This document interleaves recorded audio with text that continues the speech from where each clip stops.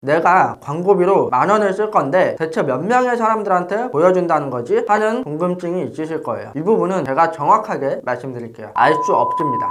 이번 영상에서는 광고를 세팅할 때 얼마로 세팅해야 되는지, 세팅을 한다면 이게 어떻게 돈을 쓰는 것인지에 대해서 알려드리려고 합니다. 이 영상을 보시는 분들은 전문적으로 광고를 하시는 분들이 아니라 부업으로 제휴 마케팅을 시작하려는 분들이 대부분 보시기 때문에 그분들의 관점에서 말씀드리겠습니다. 우선 여러분들이 광고를 하려고 마음을 먹으면 제휴 마케팅 플랫폼에서 광고 상품을 정하고 상품에 대해 이해하고 공부하고 어떤 이점이 있는지, 줄 수 있는 혜택은 무엇이 있는지 이런 것들에 대해서 공부를 하실 겁니다. 그 다음엔 지난 영상에서 말씀드린 대로 타겟에 대해서 공부를 하겠죠. 여러분들이 10대를 타겟으로 할 거라면 10대가 가지고 있는 관심사나 유행을 분석하고 교육에 관심 있는 엄마를 대상으로 광고를 할 거라면 엄마들이 교육의 어떤 부분에 있어서 걱정을 하고 있고 관심을 가지고 있는지 분석을 하시게 될 겁니다. 그럼 그런 부분을 조사한 다음에 이미지를 만들고 카피라이팅도 마쳤다고 가정을 해볼게요. 이제 여러분들은 광고 세팅을 하실 텐데요. 광고 세팅을 하실 때 얼마를 세팅을 해야 되는 것인지, 세팅을 할 때 선불로 하는지 후불로 하는지, 결제는 또 어떻게 이루어지는지 등등 궁금해 하시는 분들이 많습니다. 이 부분들을 답변 드리려고 합니다. 첫 번째로 광고비는 지출이 어떻게 되는 것인가요? 라는 질문을 많이 하셔요. 만약에 여러분들이 하루에 10,000원을 광고비로 쓰고 싶다고 하시면 10,000원을 세팅해 주시면 됩니다. 일일 예산을 10,000원 이렇게 세팅을 하게 되면 이제 하루 동안 10,000원을 쓰겠다고 메타 시스템에 선언을 하신 것입니다. 그러면 광고가 일단 세팅이 되고 나서도 점수가 통과되면 이제 광고가 진행이 되는데요. 이 광고가 진행이 되면 여러분들이 만든 소재와 카피라이팅이 페이스북, 인스타그램, 메신저 등에 흩뿌려지게 됩니다. 물론 여기서 타겟을 설정을 했다면 그 타겟에 맞는 유저들에게 뿌려주게 되는데요. 그리고 하루에 10,000원 이렇게 세팅을 해놨으니까 시스템에서는 10,000원을 딱 맞춰 쓰거나 아니면 좀 덜 쓰거나 더 쓰거나 하면서 거의 10,000원의 근사치에 가깝게 광고비를 쓰게 됩니다. 둘째, 10,000원을 쓰면 얼마나 노출이 되나요? 라는 질문을 많이 하세요. 내가 광고비로 10,000원을 쓸 건데 대체 몇 명의 사람들한테 보여준다는 거지? 하는 궁금증이 있으실 거예요. 이 부분은 제가 정확하게 말씀드릴게요. 알 수 없습니다. 여러분들이 광고 소재를 만들고 광고 세팅을 하고 나면 사람들한테 노출이 되는데 이 사람들이 봤을 때 광고가 너무 매력적이어서 클릭을 하고 좋아요를 누르고 또는 댓글을 달거나 공유도 많이 했다고 할게요. 그러면 메타 시스템에서는 이 광고는 사람들한테 반응이 엄청 좋구나 판단을 해서 더 많이 노출을 시켜주게 될 겁니다. 그럼 반응이 좋게 되면 설정해 놓은 타겟 말고도 더 많은 사람들한테 노출이 되는 것이기 때문에 정확하게 얼마나 노출이 되는지는 알 수가 없습니다. 세 번째로, 그럼 얼마를 광고 시작할 때 세팅을 해야 되나요? 라고 질문하시는 분들이 있어요. 자, 중요한 질문인데요. 이 부분도 정답은 없지만 제가 기준점을 한번 드려볼게요. 만약 여러분들이 고른 광고주의 상품이 50,000원의 수수료를 준다고 해보겠습니다. 이때 여러분들은 얼마를 써서 한 개의 DB를 뽑으면 이익일까요? 이 중에서 한번 골라보세요.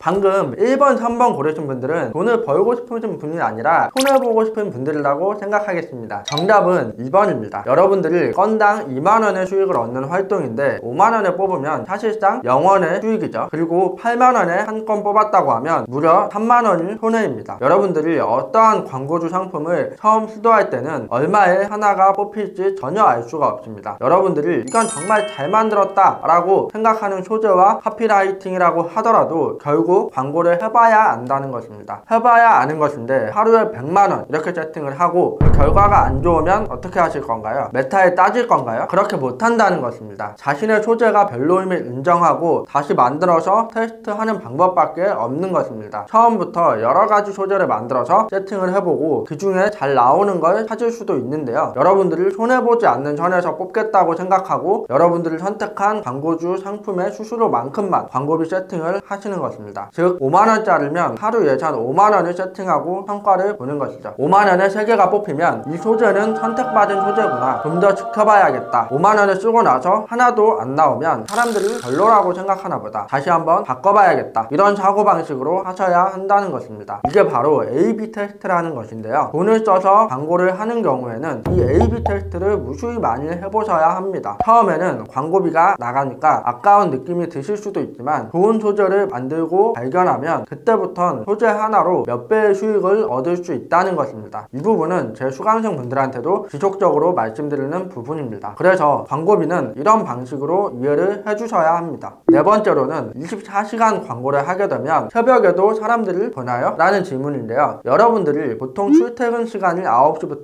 6시까지라고 생각해서 대략 오전 6시에서 7시부터 사람들이 잠드는 시간은 오후 11시부터 새벽 1시 이때까지 많이 볼 것이라고 생각하셔서 늦은 새벽에는 광고를 켜놔도 사람들이 안 볼 거다, TV가 안 들어올 것이다 이렇게 생각하실 수도 있는데요. 반은 맞고 반은 틀립니다. 왜냐하면 여러분들이 자는 그 시간에도 누군가는 밖에서 일을 할 수도 있고 잠을 자지 않고 핸드폰을 하면서 TV를 넣기도 합니다. 실제로 해보시면 새벽에 TV가 들어오는 경우도 꽤 많습니다. 그래서 이런 분석을 통해서 여러분들이 이 광고를 했을 때는 이 시간대만 광고를 하는 게 더 효율이 좋네? 이렇게 분석을 해봐야 하고, 만약에 그게 거의 매일 비슷한 통계가 나온다면 광고 예산을 설정할 때 일일 예산이 아니라 총 예산으로 세팅을 해보시기도 해야 합니다. 자세한 내용 링크는 더보기 설명란에 달아드리겠습니다. 다섯 번째는 광고비는 선불인가요? 아니면 후불인가요? 이런 질문을 많이 하시는데요. 자, 이 경우에 메타나 카카오나 틱톡이나 구글이나 다 활용할 수 있는 방법인데, 선불 충전 방식이 있고 후불로 결제하는 방식이 있습니다. 선불 충전 방식은 매체에 내가 카드를 등록하고 미리 광고비를 충전하는 방식입니다. 후불 결제는 카드만 등록을 해놓고 어느 정도 비용을 썼을 때 매체에서 알아서 긁어가게 하는 방식입니다. 이 부분은 어떻게 하실지 결정을 하시면 되는 부분인데요. 먼저 결제를 하냐 아니면 나중에 결제를 하냐의 차이점입니다. 선불로 하게 되면 충전을 해야 되기 때문에 먼저 결제를 하는 것이고, 후불로 하게 되면 광고비를 세팅해놓고 노출을 하다가 결제를 하는 것이기 때문에 그 차이가 있다라고 보시면 됩니다. 지금까지 광고비 세팅에 대해서 간단한 개념과 처음 광고를 세팅하실 때 어떤 방식으로 광고비를 세팅해야 되는지에 대해서 설명을 드렸는데요. 이보다 더 자세한 내용을 보고 싶으시다면 카페에 칼럼이 100개가 넘게 있고 실제로 잘하시는 분들이 써주신 팁들이 있으니까요. 오셔서 구경하시면 될 것 같습니다. 공개된 칼럼들만 보더라도 능력치가 굉장히 많이 늘어나실 것이라고 봅니다. 저는 눈에 띄는 소재와 랜딩 페이지로 광고하는 것을 선호하는데요. 다음 영상에서는 눈에 띄는 소재는 어떻게 만드는 것인지, 어떤 소재가 잘 만든 것인지에 대해서 말씀을 드리려고 합니다. 오늘 영상이 도움되셨다면 구독, 좋아요, 댓글, 알림 설정까지 부탁드립니다. 감사합니다.